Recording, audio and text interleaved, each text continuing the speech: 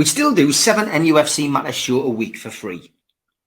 But if you want to help support NUFC Matters, then there are a few ways of doing it. Hit the like button on each live broadcast and video. This helps the channel grow. Hit the subscribe button and select the all notifications bell so you don't miss a single show. If you want to help us financially, then you can join the channel using this button with the membership starting at $1.99 a month. Or you can drop us a donation in the chat using a super sticker. We're also looking for sponsors. If you'd like your brand advertised on the flyers for the show and featured during the ad break, then email John at nufcmatters.com to arrange today.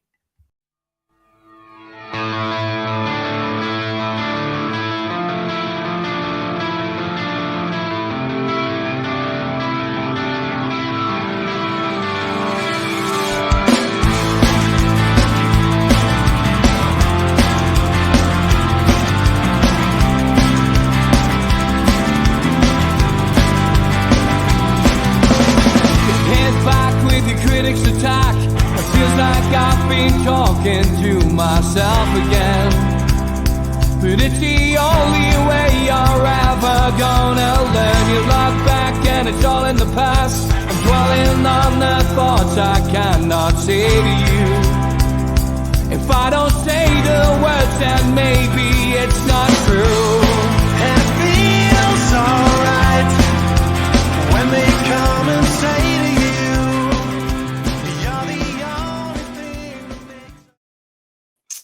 Hi, welcome along to NUFC Matters Talk of the Toon, and it's a big welcome back to Songs from the Attic 1977. Sid, how are you?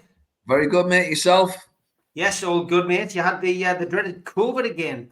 I think so, yeah. Felt like it anyway. Yeah. Headaches and all the rest. We just come back from our trip from New York and it's like wiped. But there you have it. How was the trip then? Let us know a little bit about that first of all. Yeah, very good.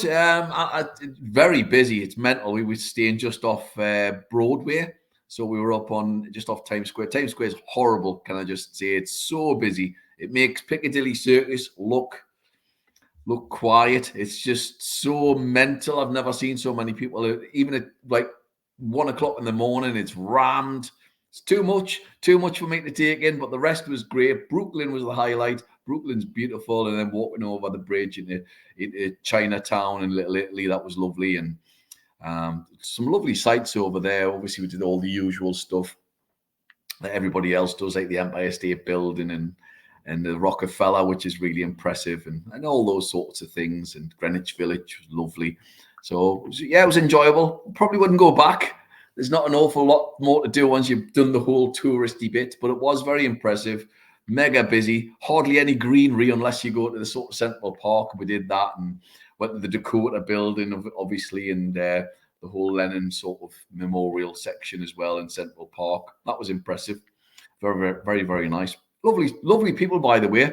And went on the tube loads, no issues whatsoever, safe, friendly, lovely. Did that about 12 times on the tube there.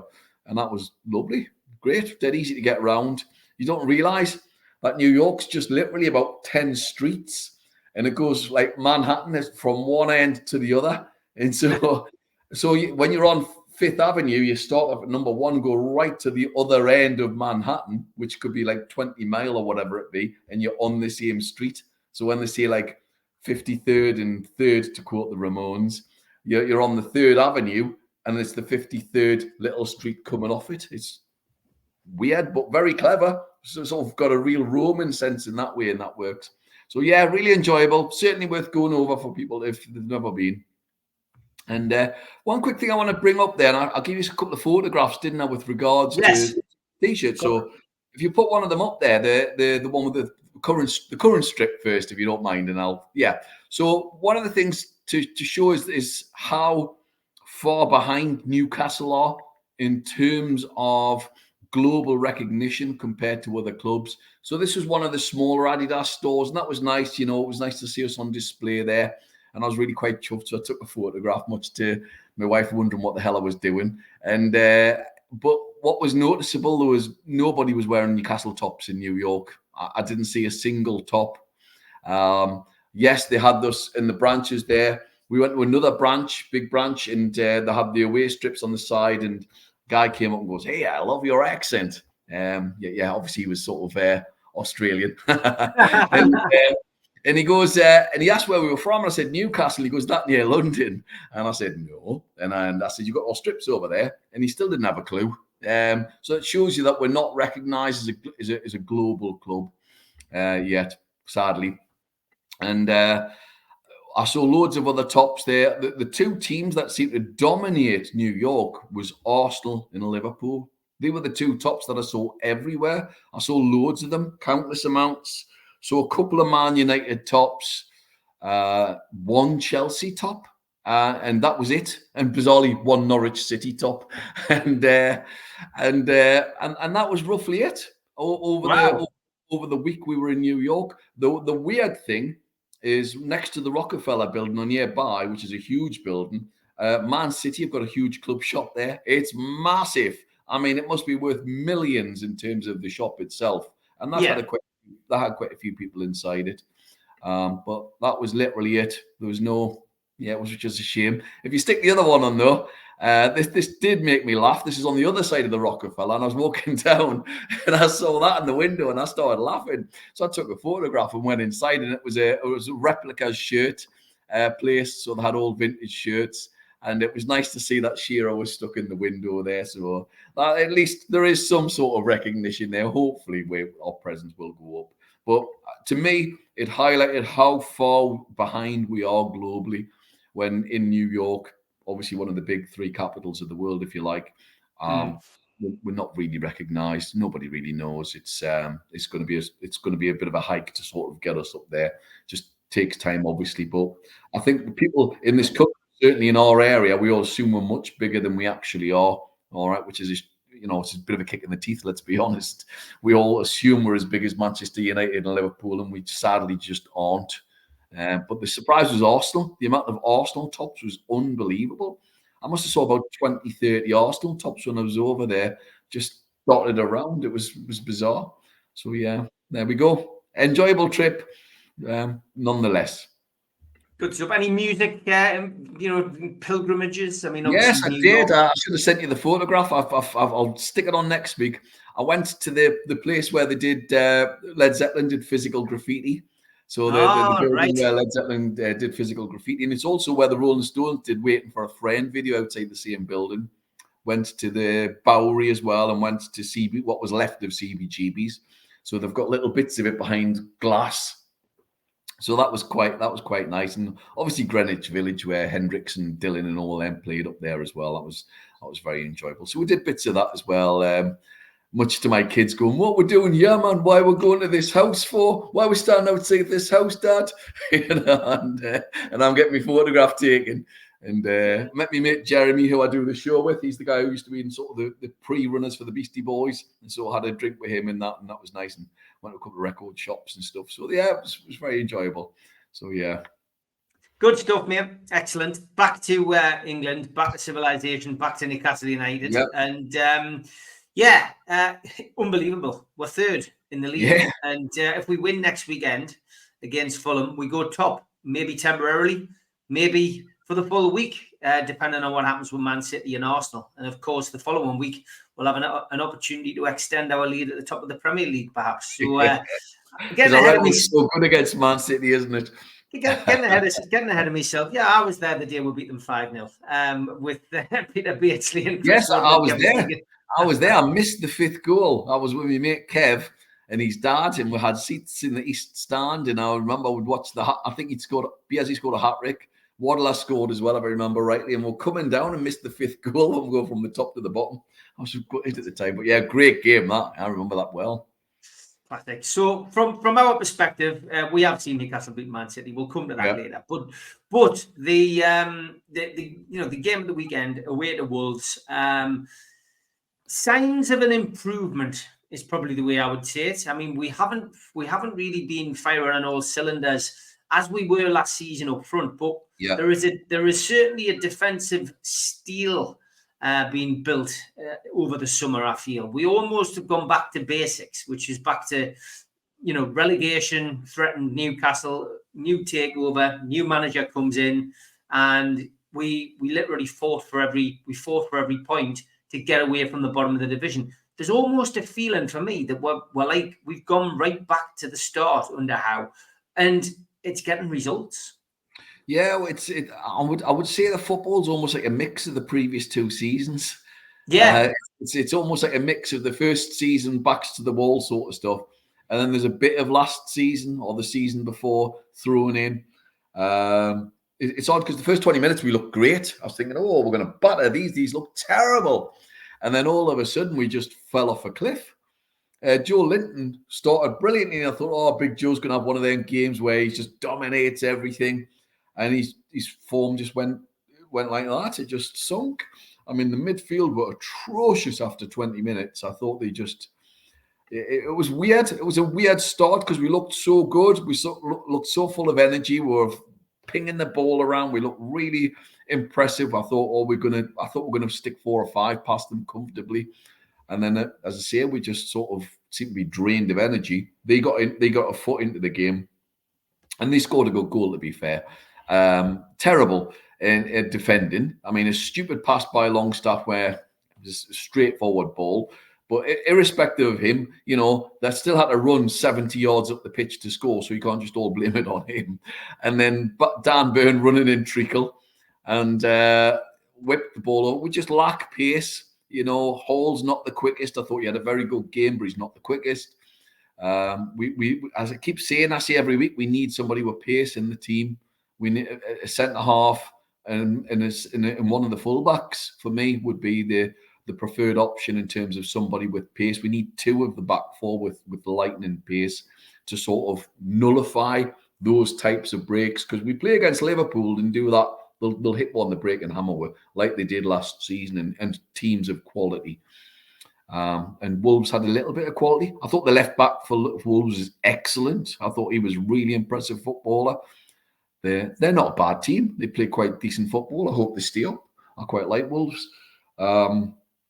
But I thought a draw would have been a fair result again. But you could probably say that about every single game we've played so far, And fortunately, favour is going our way, which good.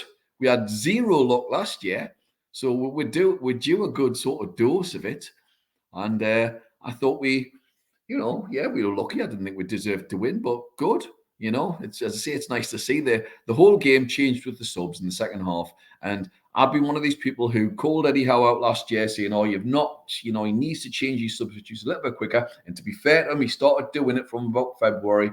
And then take my hat off to him for changing it at half time. I thought that was fabulous because I didn't think he would do it. And I thought, brilliant. Tonali came on and looked absolute class. It's just one-touch football or two-touch. It's almost like that Alan Ball thing of the second touch is going to be a pass. Control pass or just pass straight away. And everything goes forward. He doesn't look sideways. Everything he does goes forward. I thought he looked fantastic. Really impressive. My man of the match was Willock.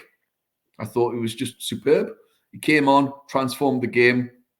What I love about him is the pace he's got, the fact he stretches the defenses to kind of cliche now, breaks the lines, all that sort of garbage that you hear off all these coaches and stuff online. But he's able to do all of that, and he stretches play, doesn't he?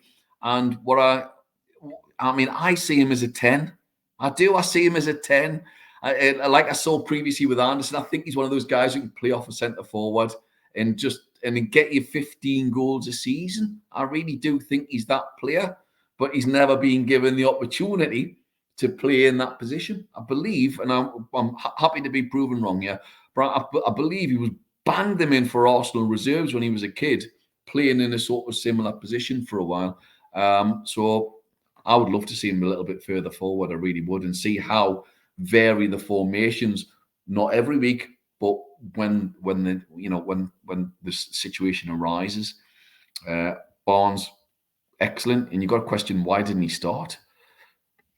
What a great goal again. We've seen that goal about 4 times now. I think we saw it against Luton. We saw it against West Ham. It's brilliant. We know what's happening. We know it's coming. He's got it. He's got it in the locker. And I reckon every 3 or 4 shots of doing that, he's going to hit the target and bang it in. His goal ratio is sensational. I mean, I was listening today, and apparently he has 1 goal contribution every 89 minutes, which is fabulous. He's got to play. That's basically a goal a game. Is down to him. Therefore, he has to start, as far as I'm concerned, and stick Gordon on the right. Or Eddie Howe vary it a little bit and let them flick, go back and forth, switch over, and also change it. Don't be rigid with 4-3-3, and just vary it. And I don't think he is, by the way. I think he's clearly playing the fullbacks into the middle of the park now as well. You can see that. I mean, Hall goes from a fullback to a midfielder, and he keeps flicking back and forth. Yeah. So yeah, it was great. I mean, my dog when we scored, yeah, the dog's like, so what's going on, Dad? So it was great. The second goal was just fantastic. It really was. It's a proper roof raiser. Sure, class. Yes, deflection, but hey, you've got to take a chance, and that's exactly what he did. But can I again?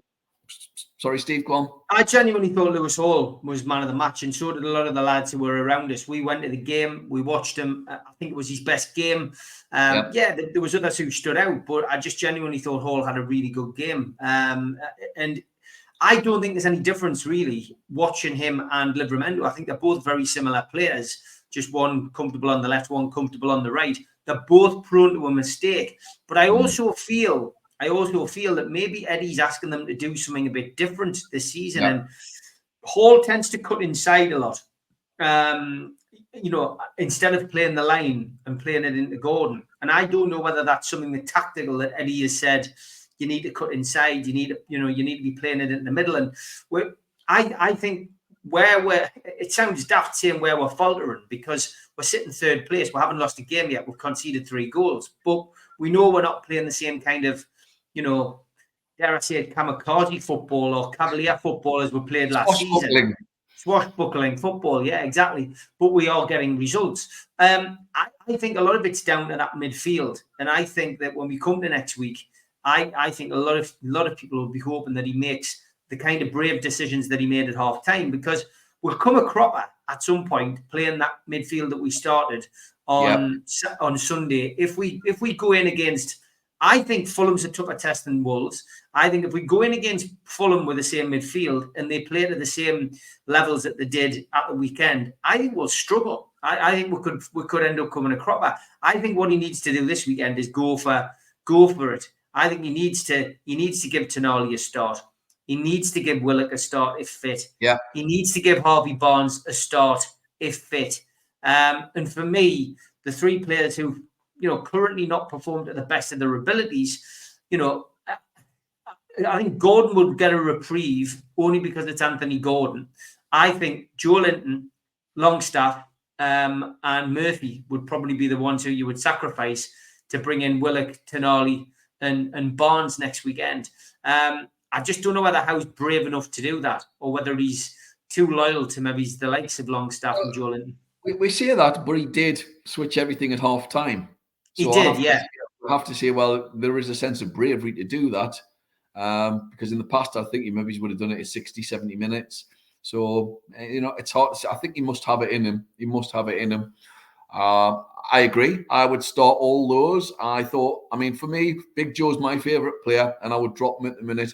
I thought the first game of the season, he was clearly man of the match by a country mile, but he's not really lived up to those standards since. I think Bruno's had a real big dip in form. He apparently got sort of real grief off the Brazilian fans the other day, which is quite sad. Which was really quite sad to see. Yeah, he got substituted at half time, I believe. I'd have to check, but I think that was the case. But he got a lot of grief. I know Phil, I forgot his name now, works for the BBC, the big Brazilian commentator. He commented upon the fact that Bruno got a lot of grief, which was a real surprise. I think, you've got to keep Bruno in, obviously. Tonali, definite starter for me. Longstaff, definitely not. I would definitely take, I'm a Murphy fan as a sub. And I would take him out at the minute and stick Barnes in on the left, and I'd have Gordon in on the right. And I know he doesn't like it, but that's where I'll play him.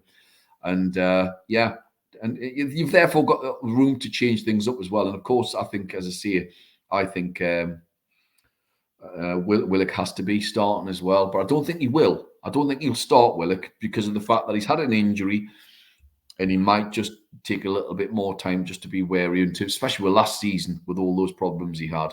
So I suspect Big Joe will start again, but I think it'll be Tonali. And you've also got the option as well, and people forget this, you can put Joe Linton on the left. Mm-hmm. And that's another position that we seem to forget as well, and vary it a little bit. And you can have Gordon off the front man as well. So we can have we can vary the formation a little bit as well. And we don't have to go 4-3-3, you know. You can sort of vary it a little bit, you know. So it depends on which way he wants to play it. He might put Gordon and he might put Tonali. Sorry, not Gordon. He might put Bruno and Tonali as a back two and let them flick back forward between who goes well. I mean, for me, Tonali's more of a forward player rather than a sort of defensive holding player, whereas Bruno can play that role. I know he doesn't like it, but he can play it, and he plays it very, very well generally. I just think he's been caught out a lot recently with just holding on to the ball a bit too much rather than giving it away. And it's I suspect it's more to do with fitness levels. And if we remember in the past, it's taken him a little while. Last season, he got a lot of grief, remember, at the beginning of the season, and he made some comments. And it took him a little bit of time to get up to fitness. And some players are like that. Rob Lee was like that. It used to take Rob Lee about 8 games to get fully fit. And it might be a bit like Bruno, and he might be one of those guys. And then all of a sudden, 5, 6, 7 games in, he's up there, he's sharp, he's aware, and he's able to ping it around, and you can't get the ball off him. But there's definitely huge room for improvement.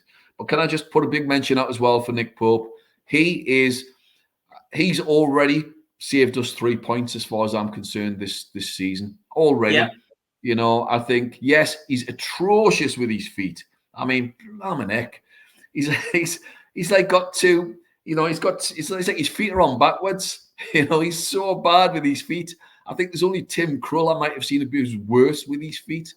But, but his shot stopping, his positional play is absolutely sensational. And you know what? He gives so much confidence to the back four and the rest of the team. Hey, brilliant. I mean, there was rumours the other day, I was reading the other day, is that Everton had actually looked at him to replace what's his name again, the England goalkeeper, Pickford. Oh, Jordan Pickford. So because obviously that they've worked together in the past, that tells you all you need to know in some respects. I'll be surprised. But then, you know, there it is. Were you surprised that he didn't bring Asula on, at the weekend? Because, you know, obviously Alexander Isak going off and then, you know, not bringing a striker on. It was a little bit of a head scratcher, I think, for all of us. Yeah, I wasn't surprised he put Gordon up front. But what I was surprised is that Asula didn't get 15 minutes. Yeah. And I thought, well, take Gordon off with 15 minutes to go and stick Asula on. Because Gordon, he was all right. I thought actually Gordon was really good first half. Actually, I know others might disagree, but I thought he had a decent game. I think he was like a 7 out of 10 game. I thought he played quite well, but I thought he got tired, and I would have put Asula on at that point because he's big, he's strong. Hopefully, he's going to be like a sort of amalgamation between Wilson and Isak. You know, he's got something. I think he's got something about him, and you know, he's a young kid, but he's built like a tank, and he's fast. He's got skill. He banged a couple of goals in the other day recently as well. Is it for the under-21s or whatever it was? So he's got something. He's got something about him. So yeah, why not? It's not going to do any harm, is it? Maybe how, like previously, he's been quite conservative and might just want to build him up and get him used to style and all the rest of it. But if you're a goal scorer, you're a goal scorer, Steve. It doesn't matter. Doesn't matter your age, doesn't matter about your experience. You find the right space, you find the right thing, and you're able to sort of bang the ball in the back of the net. It's just a natural ability, and I'd like to see the lad have a chance. You know, I'd like to see him give something a bit different. Because let's be honest, you and I could knock Gordon off the ball. You know, he's built like a pencil. So whereas if you have a stronger lad up front, you know, who's built well, physically strong, then then it offers something a little bit different to the team. And also, the one thing that was annoying me a little bit the other day is the ball just keep coming back down the pitch all the time. It's like ping pong. We just need to hold the ball a bit more. And the centre forward, noticeably when Wilson plays, he holds the ball up and he brings everybody up the pitch, and the whole game transforms then because he's able to hold on to it. And we just need a little bit more of that as well. So. Yeah, I'd love to see him play. I'd love to see him start. And if Isak's injured, I hear it's an eye injury. Some people say it was a nose injury, and some say it's an eye injury. If it's an eye injury, but we don't know what that entails, and if it's bad, hopefully not. But if he's out for a couple of games, then give the kid a go. Because Wilson ain't coming back anytime soon, by the sounds of it. So give the kid a chance, and don't stick Gordon up front as a number 9. He can do a job, but I'd rather see a person whose speciality is doing that, Yeah, me too. Just before we go to the break, the 5 goalkeepers in the 25-man squad. I mean, what is your thoughts on that? I mean, that for me, bizarre. I mean, is this simply just ticking a box because we've had to sign Vladimiras from Forest, and we have to show Willing that he's actually being considered as a potential first-team starter, because John Ruddy's in there as well. Ruddy, what's that about? I don't understand. I mean, I'm amazed Dubravka's still at the club. I'm genuinely amazed. I thought he'd be gone. I genuinely thought he'd be gone because his contract runs out at the end of the year. So what's the point? Try and get $1 million for him. Even £1 million will do. Take it and run. The other guy, he's playing really well for Greece, so I don't understand why he's not on number 2. I can't comprehend that. Obviously, Eddie Howe sees him on a day-to-day, so it's an odd one. But he had such a good reputation at Benfica. Yeah. So we don't know. I genuinely don't understand the whole thing. Obviously, it seems to be part of a deal with Anderson. How that works, I don't know. But he's had a good reputation in the past, but he had a nightmare at Forest. But sometimes keepers do that. Some keepers just don't work out with certain clubs. To coin your favourite, Dave Besant springs to mind, you know, but had a good career elsewhere. And some keepers are just like that. They just don't work for certain clubs and work really well for others. And that applies to other players as well, of course. And it's just one of those things. So I'm surprised. I'm shocked. I mean, is Gillespie literally named? Is he? I mean, when's he ever going to play? Really? Is that not just a notice to say, listen, we're still well short of players? Yeah. I mean, wow. 3's is as much as you want. 3's maximum. So I don't understand 5. 5's crazy. I mean, John Ruddy, he's just a coach to help the other players getting on, as far as I'm concerned. And I just don't understand it. I don't understand it. It was a poor transfer window. I've not been able to comment on it. It was such a poor transfer window, and so disappointing. We needed 2 players to come in as first team starters, and we haven't got them, and that's unacceptable. Would you say that is the most disappointing transfer window since the takeover then? Yeah, I would, because last year we didn't get anyone at Christmas, and that probably exacerbates the whole situation more because we didn't get anybody. So it's a whole year. It's a whole year since we got a new yes, we've got Lloyd Kelly in, but technically it's a whole year, I suppose.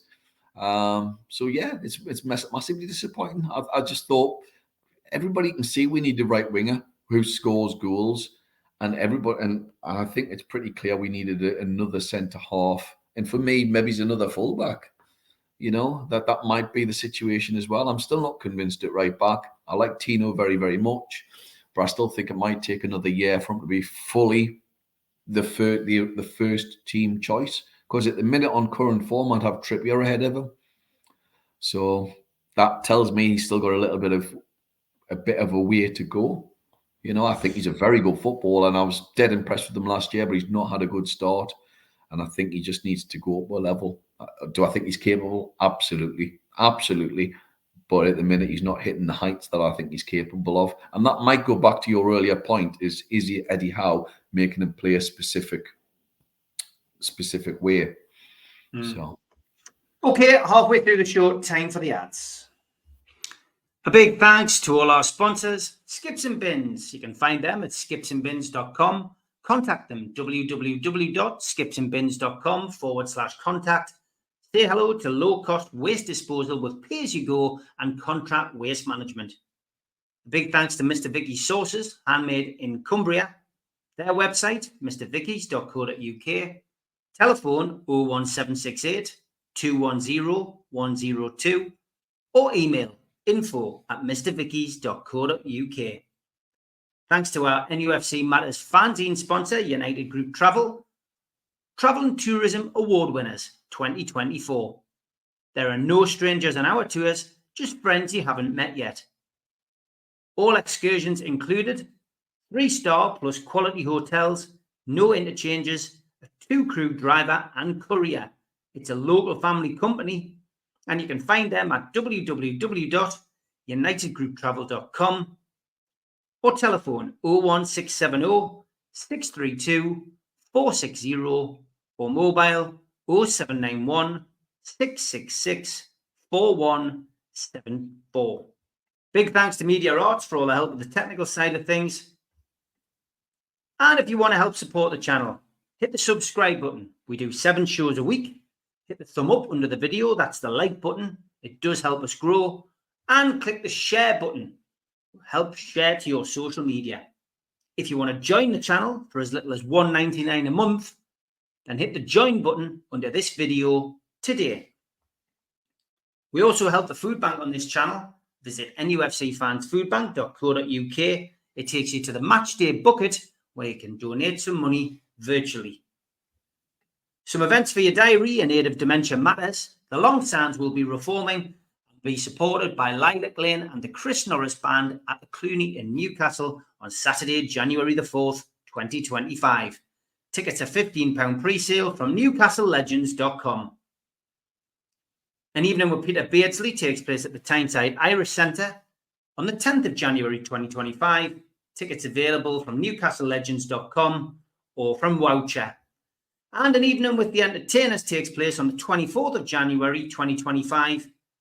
Telephone the box office 0844 249 1000 or visit the website tynetheatreandoperahouse.uk. And the Magpie Lounge at the Gateshead Leisure Centre is now open. 7 talk-ins for £99.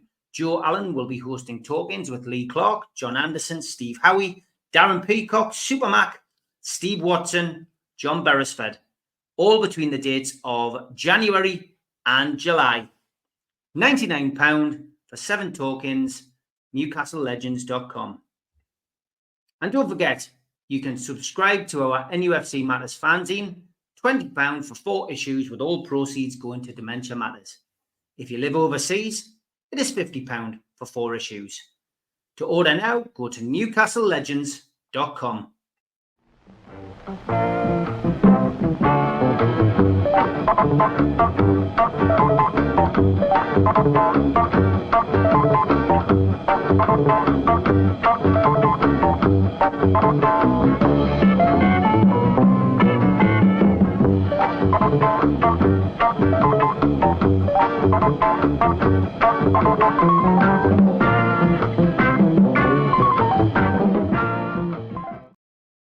And it's that part of the show where we welcome Rocking Rob from Give Up the Ghost UK. How are you, Rob?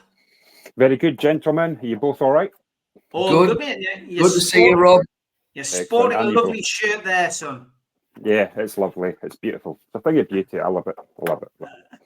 Good stuff, mate. Well, as always, we won't be discussing ladies' fancy. What a haircut that is, by the way. That's a Bobby Dazzler. Yeah. Excellent. Some of these records, we should actually review them.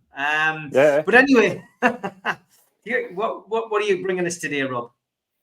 Before I go, I just want to put this up, and it is a dig at Live Nation, Ticketmaster, and Oasis. Right?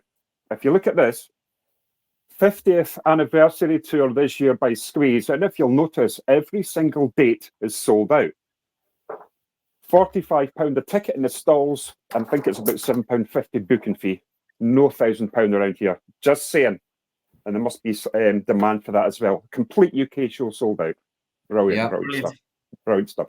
So yeah, today I've been helping a friend out, starting his own business up, and we're talking about NWA, Steve. We went down that route and such likes, and he suggested an album by Nas, Illmatic it's called, it's 1994, and I said I'll give that a listen to and see what it's like. It's an American rapper from Queens. The cover there is Nas, or Nasir, from when he was an infant. It was his father that took that picture. Illmatic, I think it means the ultimate or beyond ill, I think. Yeah, but quite surprised by this. So it opens up with the Genesis. It's like a spoken word intro. You hear a bit of underground sort of trains on the go. It's like old school hip hop rap for me. The classic sound to me is like the late 80s sound of it. Brilliant production. There's plenty of bass on this. Layers and layers of classic rap on this. Really, really good opener. It's quite a short introduction, but a good opener. Then you got NY, State of Mind. Again, it's a similar tempo. Brilliant bass again. Some subtle piano. It's quite jazzy as well. It's simple drop beat drumming. It's got a nice feel, nice atmosphere about it so far. You've got Life's a Bitch. It's like more of a slower, moody one. You usually find that in, halfway through side A.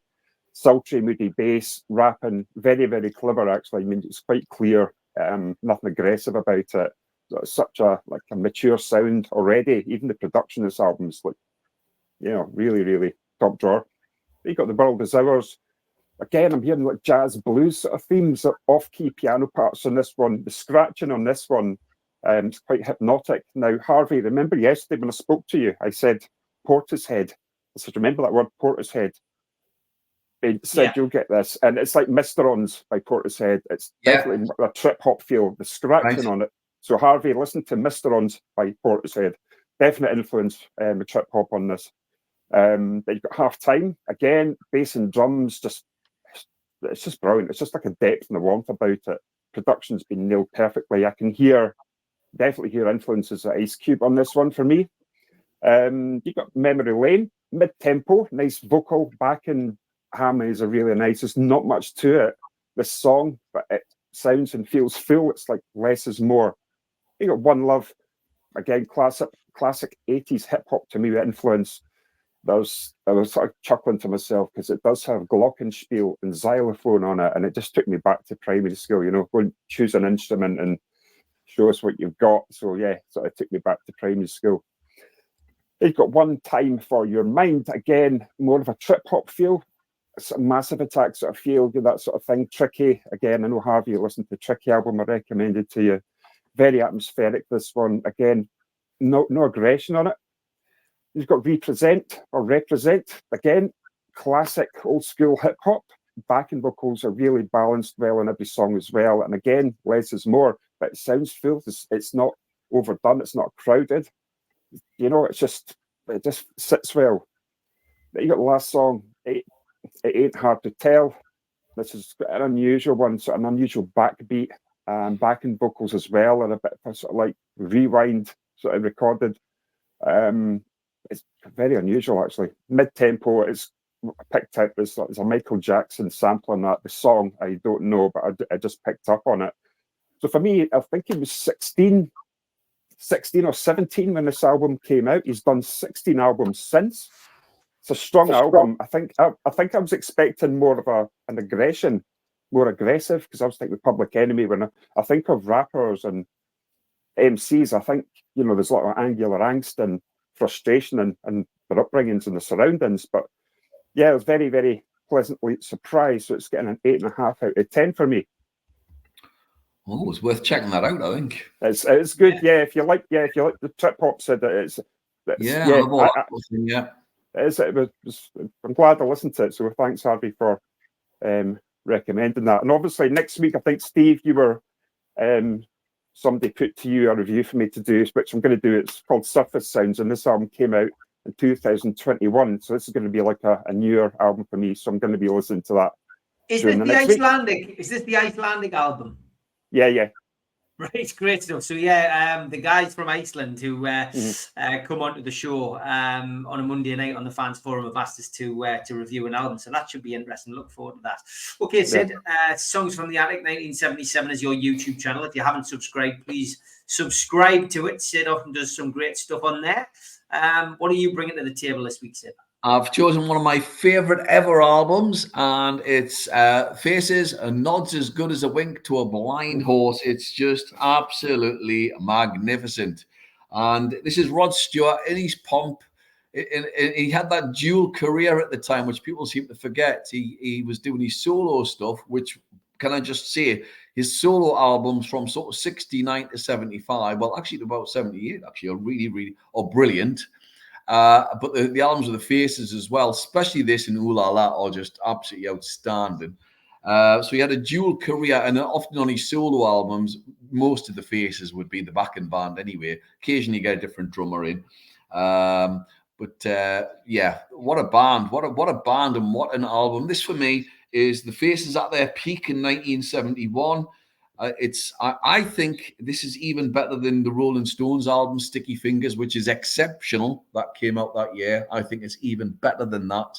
I think they're such a great and underrated band. I once asked Ron Wood on Uncut on the magazine whether this was the best album he ever played on, and he said it wasn't. He said it was the what do they call the name? I forgot the name of the bloody album now. The Rolling Stones album from '78. It's got "Miss You" on. Some Girls. He said it was that. I don't agree with him. I think it's clearly this. And also, as a member of the Stones, he ain't going to see it otherwise, is he? But his playing is brilliant on this. So it's basically what was left of the Small Faces after Steve Marriott left, and they got Rod Stewart in on vocals, and you got Ronnie Wood on guitar, and they're just incredible. It really is an amazing album, produced beautifully by Glyn Johns, who also that year, of course, did Who's Next as well. So he had some great albums that year to do. It starts off with Miss Judy's Farm. I love the opening with a sort of guitar bit coming in. It's got a real bit of grit and dirt to it. Rod is writing from the perspective of a young black man on a cotton field, the idea of sort of being sexually abused by the National Guard as well. It's very political. It's very, very good. It's a great song. You don't imagine Rod doing political stuff, but it is. You're So Rude is brilliant, about a young couple being caught up in the act.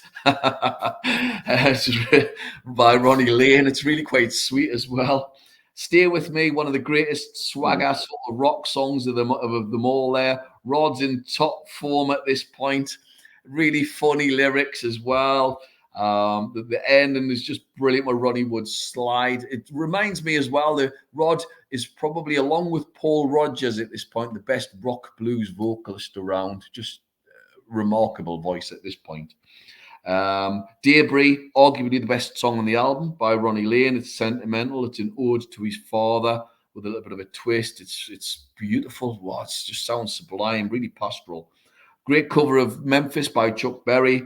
That's All You Need at the end of the album. Missed a little bit out there. Is about two brothers, one a poor musician, the other a successful businessman. It's got one of my favourite lines of all time, which made me mate Sim often sing when we've had a few drinks. There was a knock on the door. I thought it was the Third World War. I just think that's a great line. I love the guitar on it. It's really builds up. It really rocks. Ronnie Wood's feedback's great on it. And this was a huge influence on Steve Jones and Glenn Matlock out the Pistols. And you can tell it really does sort of influence. Did You Know Wrong, for example, would easily sit on this album. It's just a great album. If you've never heard it, go and listen to this. This is Rod Stewart at his prime. Every Picture Tells a Story from that year as well as another great album, and his stuff he was doing in this, as I say, late 60s right through about 75 is just brilliant. So yeah, Rod the Mod at his peak when his voice was truly remarkable. I should have picked the Kenny Jones book, and I forgot all about it because there's some really great anecdotes in there, and when he's talking about the Who and all the rest of it. But we'll go with this. So I've gone with Rod Stewart's book, which is good. It's it's quite amusing at times as well, as you would imagine. There's the usual tales of drunken debauchery and everything that you would expect going out with, your average things like going out with Bond girls and stuff like that, like we've all done. So yeah, great stuff. Really funny. Just a good bloke as well. It's obviously just a truly remarkable singer, in my opinion. So yeah. Great. It's a good read. It's humorous. And it's what you'd expect, I suppose. It's not amazing, but it's good. It's a good read. It's simple. So yeah, good stuff. Rod the Mod. Yeah. Good stuff, mate. Excellent. So Rob's going to be doing an Icelandic album next week. Newcastle doing well. Rob Gateshead not so well at the weekend. What happened to Gateshead at the weekend? So it's Newcastle playing Fulham this weekend, isn't it? Yeah. Okay. Is that another way? Yeah, we'll leave it at that. Did you see Rob Elliott was he put a statement out offering to personally give the supporters our money back? He was saying that it's a bad day at the office, first one in 5 years. But obviously in the comments in the Heat Army, nobody asked for your money back. And still people went. It's a community, and it happens. It happens. I think we've got a game in hand still, so it's not it's allowed. Exactly, mate. Exactly. Okay, great stuff to have you on, mate. As always, don't forget to give up the Ghost UK. Find them on Facebook. And good to see you, Rob. Take care. See you next week. Okay, gents. See you then, man. Look after yourself. Bye. Great to have Rob on, as always. And talking to Toon, like to do a little bit of music every week on here. Okay, let's get back to the football. Newcastle trip to Fulham this weekend. It's Fulham away, of course, another away game. And we are looking to extend our unbeaten Premier League record to 5 games, our best start since 1996. 3 o'clock kickoff, not on TV, this one, which is great stuff. And we are looking for our 3rd victory of 2024 at this venue. We won 2-0, of course, in the FA Cup and 1-0 in the Premier League. Since a single goal reverse on the opening weekend of the 2016-17 Championship season, Newcastle have won 5 successive games at Craven Cottage in all competitions. 2,300 Newcastle United fans will be travelling down the away end, as always, sold out. The hosts have placed tickets for this game on general sale. This is huge. This is really huge for Newcastle because they really can give themselves a little bit of daylight between them and the chasing pack in Europe. Even the most optimistic of us doesn't really see us in the championship race. But for Champions League qualification, to get off to such a good start when you're not playing well, Newcastle really could capitalise in the capital this weekend. Yeah, the fixtures are so favourable compared to last season. I mean, I genuinely think we could be close to 40 points by Christmas and by sort of New Year anyway. And I think that would be just remarkable. Remarkable, because I think to get the Champions League, I think you're going to have to about 72 points is roughly what it seems to be. And we'll be well on the way. And I think, I don't see us getting beaten this weekend. I think the law of averages say that we're not going to win at some point. But I do actually see us winning. I don't think Fulham are any great shakes, personally. I think they're all right. I think they've bought well in defence. I think Anderson's a good buy. They've lost their holding midfielder, I think. Is it Paulinho? Is that what they call him? I think he went to Bayern Munich. He was a really good player. So I think they've weakened their team a little bit. It depends on how we turn up. I think it depends on how we turn up. I'm genuinely going to go for the fact that I think we'll win, but it could be like the last. It could be like the last 4 games. It could be one of those scrappy little games where we don't look over impressive, but we have enough to get the job done. And I think we'll have enough. I think we'll have enough for Fulham. I really do. I think the quality difference between both teams is quite significant. I think Fulham have got an all right manager. I don't think he's great. I think they've got an all right team with some very good players. Whereas I think we've got a very good team with a very good manager. And I think that's where the difference, I think the difference lies. I'm going for a win. I'm quite confident. I'm definitely confident. Okay, you're going for a win. I'll make my prediction a little bit later in the week. Marco Silva's side have begun the season with a 1-0 defeat at Manchester United, a 2-1 home win over Leicester City, and then they've had successive draws with Ipswich and with West Ham. The referee will be Peter Banks, Liverpool-based official. His most recent Newcastle game was the 2-2 Premier League draw at West Ham, and on VAR it'll be Rob Jones. Bit early for team news at the moment, of course, on this pre-recorded show. Jamal Lascelles, Sven Botman, Lewis Miley and Callum Wilson, though, all still sidelined. He's actually the big one, isn't it? So he's actually the big one, yeah. I mean, what's your thoughts on Wilson? It's I'm all for being cautious because we don't want him to have another setback. But the news that came out this weekend that he was injured, still injured, no closer to a comeback I think it was a shock to everybody. And with a potential injury to Isak, maybe keeping him out, it could be a nightmare. I mean, did I read weeks? Did I read something? Yes, I read weeks or something stupid like that. I read weeks, yeah. Yeah, I mean, wow. Yeah, that's a genuine shock. Well, it's not a shock, obviously, because he's the amount of times he's been out, unfortunately, and he's such a gifted footballer. But unfortunately, we can't rely upon him. Unfortunately, he's a luxury. I hate the phrase luxury player because that used to really annoy me. People go, "Oh, do you know, he's a luxury player," or this, that, and the other.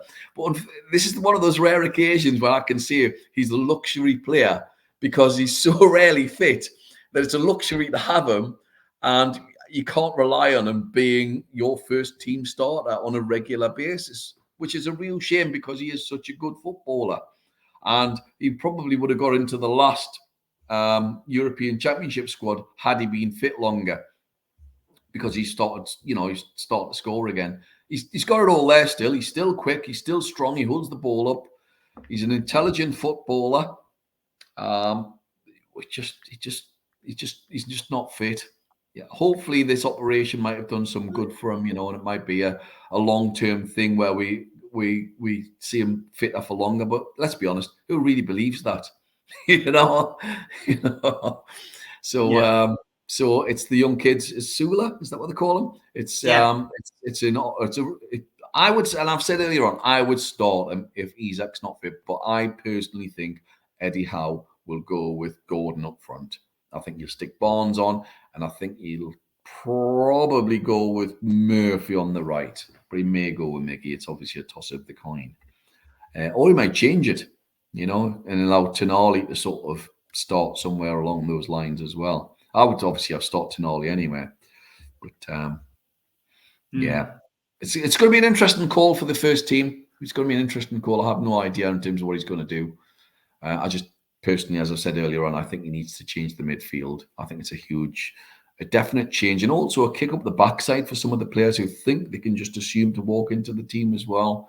And also it sends out a message to the rest of the squad that he's the man. This is the way it's going to be. So, yes, very interesting indeed. And Man City's case has started this week. What do you expect the outcome to be then, Sid? I think they'll lose. I think they'll win most points, but I think they'll lose overall. I think they'll probably get hit with a whopping fine, and I think they'll probably be deducted about 30 points. I think it'll be something along those lines. It'll be along the lines where they don't get relegated, because I think the Premier League would be terrified to relegate a team who've dominated for such a long time, and it would send out a really bad message about the brand. But that said, nobody knows. They might have all the evidence to prove that there's nothing underhand gone on and that they win the case. And if that's the case, Newcastle can maybe start celebrating a little bit, because there might therefore be ways in for us to be able to spend a bit more. So I'm like everybody else. We're all second guessing what the situation's going to be. What do you think? Yeah, I think there'll be a points deduction. I don't think they're going to get away with this scot-free, because ultimately, they will have clearly broken some rule somewhere along the line. You can't have that many, you can't have that many charges against you without you having done something wrong. It's impossible. It's impossible. So they will have breached a rule somewhere, or a few rules somewhere. then the Premier League have got a big decision to make, because ultimately they've already set the stall out with the punishments that they've given to Everton and Nottingham Forest. So Newcastle will be watching this like everybody else. And the teams in the past, remember, because in the past was Spurs not deducted 10 points once. Yes, yeah. I mean, I know it wasn't PSR and FFP related, but Middlesbrough didn't field a team due to illness. They got relegated because of that. That actually cost them, if I remember rightly, which is mad. So there is protocol. There is things that have happened. So ultimately there may be a twist or two. I would imagine there'll be an appeal process as well. Which could then go for years. I don't think they'll want to drag it out. That's why I suspect, rather than dragging it out for years, they'll just hit them with a whopping fine. But what's a fine to a club that has billions? You know? I think the financial fine will be part of it, but I do think there'll be points deducted because they've set the stall out with Everton and Forest, etc. So I think there will be a points deduction. And if it is, that's what will cost them the title this year, then, won't it? If there is a points deduction. I don't think that'll be something that they'll be too fussed about. I think as long as they qualify for Champions League, they'll be happy. So therefore, we're on for your treble, Steve. We are, yes. Newcastle could still win the treble then, yeah. I mean, it's crazy, isn't it? It would be a travesty, I bet, for Arsenal. They would feel almost cheated if say Man City finished with, the points deduction cost them winning the league. They would be gutted, and they'd be happy they'd won the league. Of course, you've got to take what you can, but it would be forever known as the season that they only won the league because Man City had a points deduction. Yeah, I ain't convinced by Arsenal yet either, I have to say. So we shall see. Let's keep our hand in there, as it were, and see if we can sort of do it. Why not? Great to have you back. Songs from the Attic 1977 is Sid's channel. Get yourself over there. Subscribe to it today, and there is plenty more material coming up on there, I am sure. But for now, thanks, Sid. Catch up with you next week. Take care. See you soon. Take care, man. Bye-bye.